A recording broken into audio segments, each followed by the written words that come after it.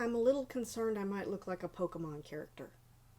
Also, I'm scared I might die like the others, like Peggy did tonight.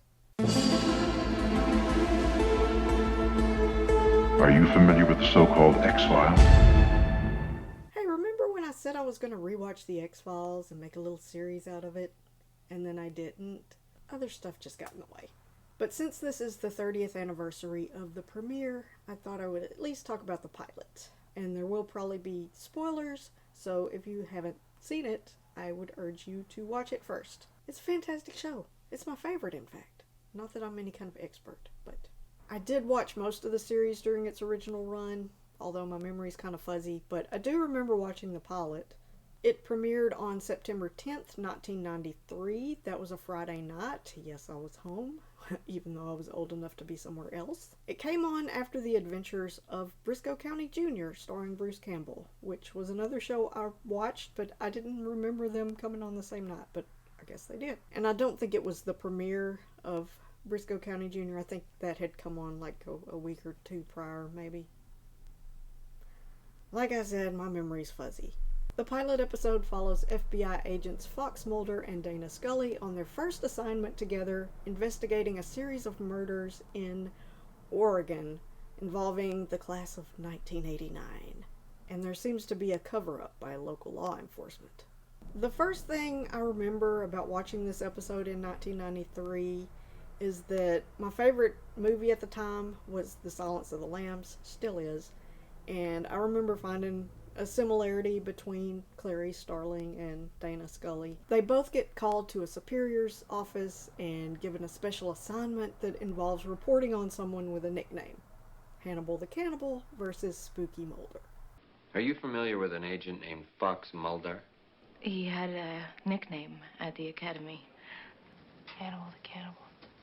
The reason you're here, Agent Scully, is we want you to assist Mulder on these X-Files. You will write field reports on your activities, along with your observations on the validity of the work. I want just straight reporting. How's he look? How's his cell look?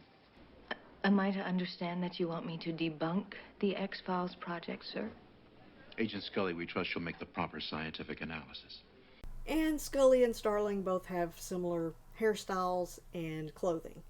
But I think once Mulder and Scully meet for the first time, I forgot about all that and just got into the episode. And then by the end of it, when Cigarette Smoking Man puts the nasal implant in the box with all the other nasal implants and walks out of the building and it's the freaking Pentagon, like, oh my god, my mind was blown.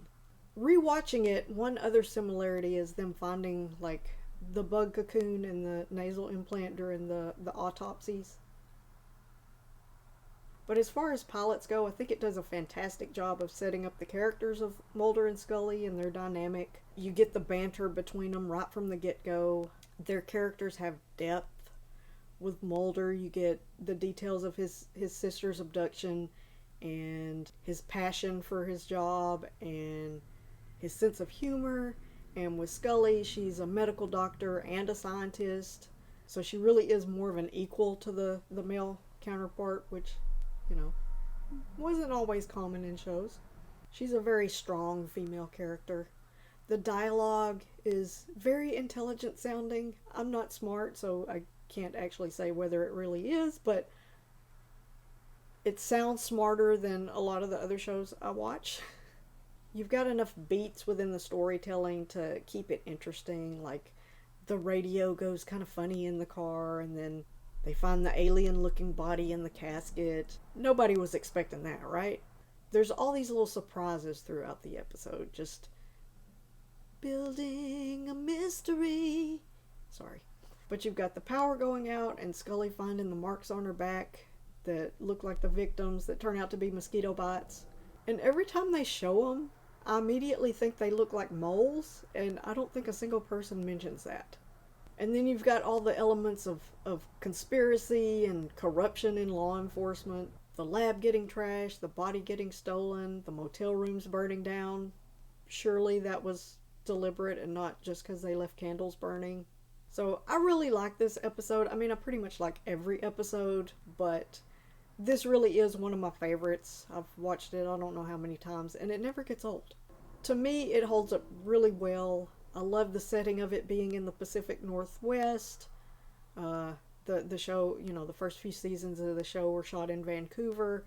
The cinematography is great, very atmospheric, especially when you compare it to a lot of TV at the time. It just has a look about it that just, it's awesome. The music by Mark Snow really adds ambiance. I love all the haunting piano themes. And then you've also got those kind of discordant moments. I remember when I first watched this, there was something that reminded me of the music in the movie Coma from 1978. The idea to do this series first came up in like 2011, so I'm gonna stick in a little video clip of me trying to explain the similarity in the music. It's bad. Here's the music from the X-Files.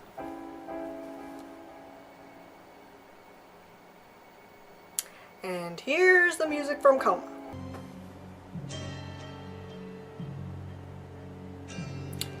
X-Files.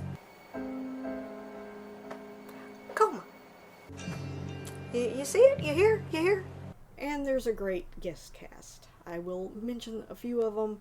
I kind of wanted to like make connections to horror movies with this, so I absolutely love Cliff DeYoung's performance in this as Dr. Nimmin. I mean, he's only in a few scenes, but he's fantastic. He was in the movies Pulse with Joey Lawrence, Dr. Giggles, The Tommyknockers, The Hunger with David Bowie, and The Craft, and one of my favorites, Shock Treatment. His daughter, Teresa Nimmin, was played by Sarah Koskoff.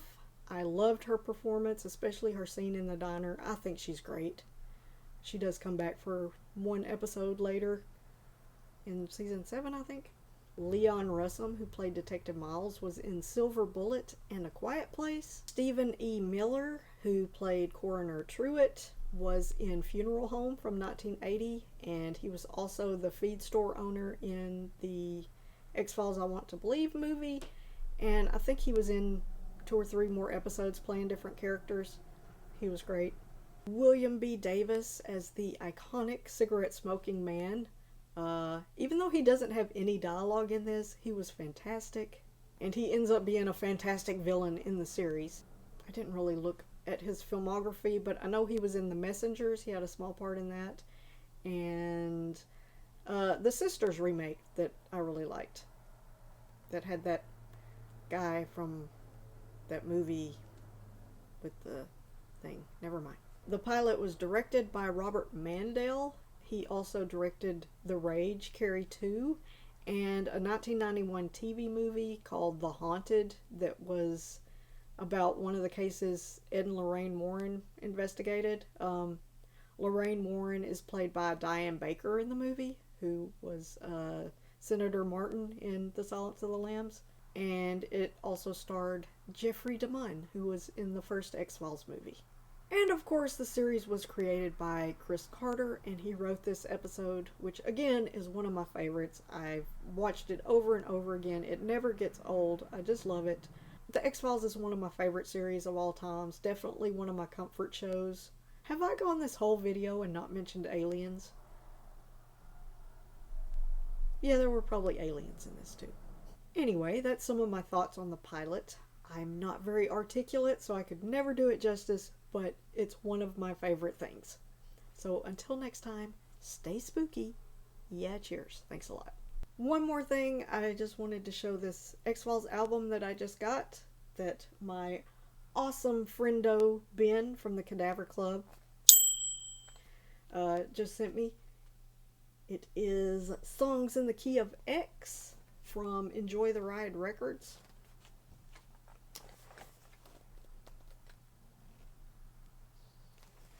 A double LP set, so I will take these out and show you.